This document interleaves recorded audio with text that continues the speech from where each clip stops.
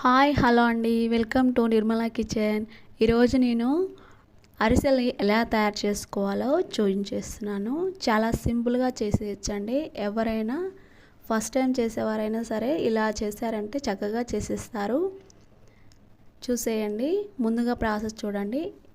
ముందుగా నేను ఇక్కడ 1 కేజీ బియ్యం నానబెట్టుకున్నానండి. చూడండి, ఇవి నేను నైట్ అంతా నానబెట్టుకున్నాను. ఒక 12 గంటలు నానబెట్టుకున్నాను. ఇలా బాగా నానిన తర్వాతకి 2-3 సార్లు కడిగి ఈ విధంగా జల్లిలో వేయించుకోవాలి. ఇలా జల్లిలో వేసుకుంటే ఎక్స్ట్రా వాటర్ ఏమైనా ఉంటే వెళ్ళిపోతాయి. చూసారుగా. తర్వాత దీన్ని ఒక టవల్లో లేదా ఒక కాటన్ క్లాత్లో ఇలా ఆరవేసుకోవాలి. ఫ్యాన్ గాలికి కొంచెం లైట్గా ఆరాలండి. కొద్దిగా ఆరిన తర్వాతకి వీటిని మిక్సీ పట్టుకోవాలి. చూడండి, మంచిగా ఆరా. ఇప్పుడు ఆరిన తర్వాతకి నేను ఇక్కడ మిక్సీ పడుతున్నాను. కొద్దిగా మిక్సీ పట్టుకోవాలండి.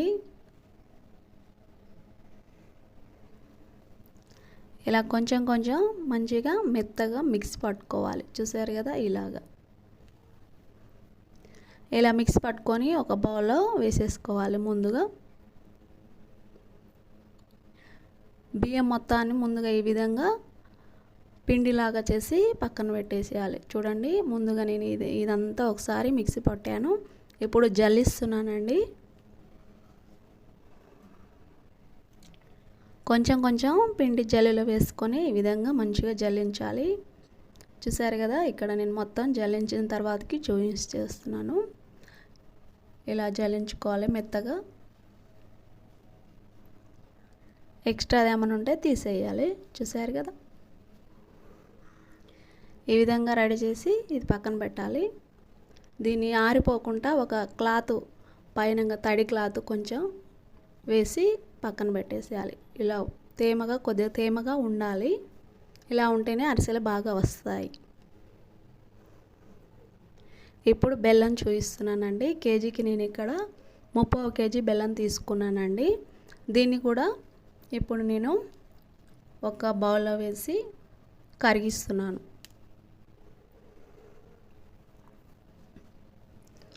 కొంచెం వాటర్ వేసుకుంటున్నానండి ఇది కరగడం కోసం.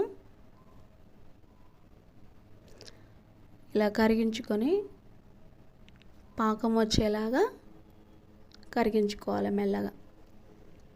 పాకం వచ్చిందా లేదని ఒక గిన్నెలో వాటర్ వేసి అందులో వేసి చూస్తున్నానండి. చూడండి, ఇలా మనకి వాటర్లో వేస్తే ఇది బాల్స్ లాగా రావాలి. బాల్స్ లాగా వస్తే మనకి పాకం అయితే రెడీ అయినట్టు. చూడండి, ఇంకా ఇప్పుడే బాగా రాలేదండి పాకం. మళ్ళీ ఇంకొంచెం సేపు వేడి చేసి బాల్ లాగా రావాలి. అలా వస్తేనే మనకి పాకం పర్ఫెక్ట్గా కుదిరినట్టు.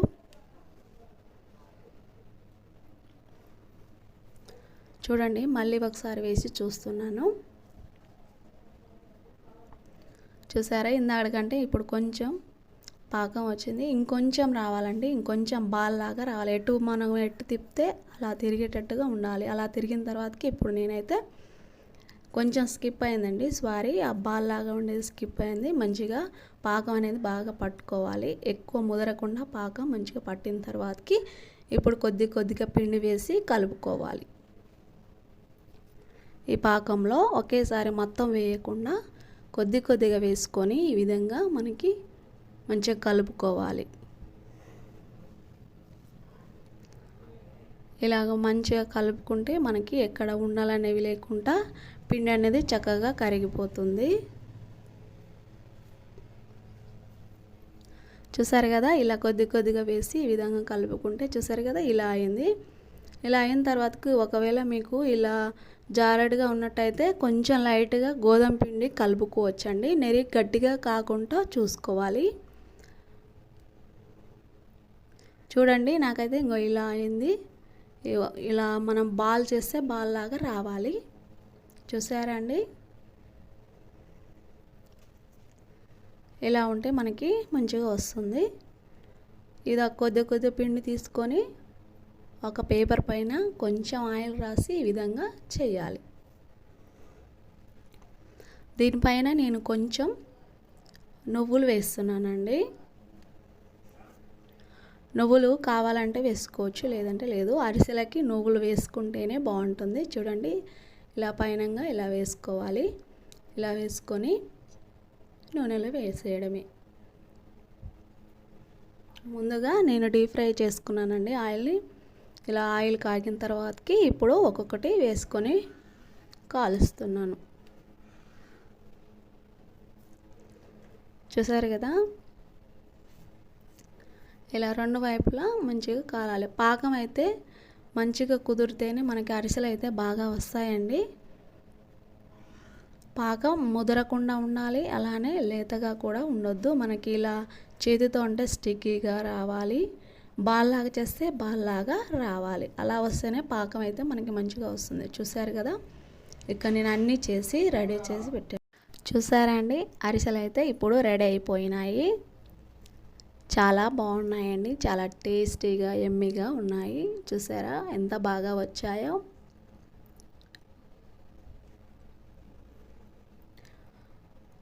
చాలా బాగున్నాయండి, మీరు కూడా తప్పకుండా ట్రై చేయండి. చూసారా, తుంపితే తునిగిపోతున్నాయి. చాలా చాలా యమ్మీగా ఉంటాయి. ఇంట్లో చేసుకున్న అరిసెలు అయితే చాలా టేస్టీగా ఉంటాయండి. మీరు కూడా తప్పకుండా ట్రై చేయండి. మా వీడియో కనుక మీకు నచ్చితే సబ్స్క్రైబ్ చేయండి ఫ్రెండ్స్.